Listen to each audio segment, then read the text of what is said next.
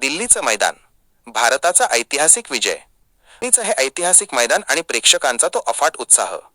भारताने टॉस जिंकला, फलंदाजी निवडली आणि त्यानंतर जे घडलं ते नामिबियासाठी एखाद्या दुःस्वप्नासारखं ठरलं. भारताची तुफानी सुरुवात. मैदानात पाऊल ठेवताच ईशान किशनने वादळ आणलं. चौकार, षटकार आणि पुन्हा षटकार.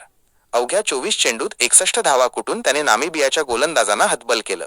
सोबतीला संजू सॅमसनने फक्त 8 चेंडूत 22 धावा ठोकून पॉवर प्लेमध्येच विजयाचा पाया रचला. मधल्या षटकांचा थरार आणि हार्दिकचा स्फोट. तिलक वर्मा आणि सूर्यकुमार बाद झाल्यावर नामिबियाने पुनरागमन करण्याचा प्रयत्न केला, पण मग आला हार्दिक पांड्या. 28 चेंडूत 52 धावांचा धमाका करत त्याने चेंडू थेट स्टँड्समध्ये धाडला. भारताने धावफलकावर 209 धावांचा डोंगर उभा केला. नामिबियाचा धुव्वा. 210 धावांचा पाठलाग करताना भारतीय गोलंदाजांनी नामिबियाला सुरुवातीपासूनच धक्के दिले. त्यात वरुण चक्रवर्तीने तर केवळ 2 ओव्हर्समध्ये 3 विकेट्स घेत त्यांचा मधला फळाच उखडून टाकला.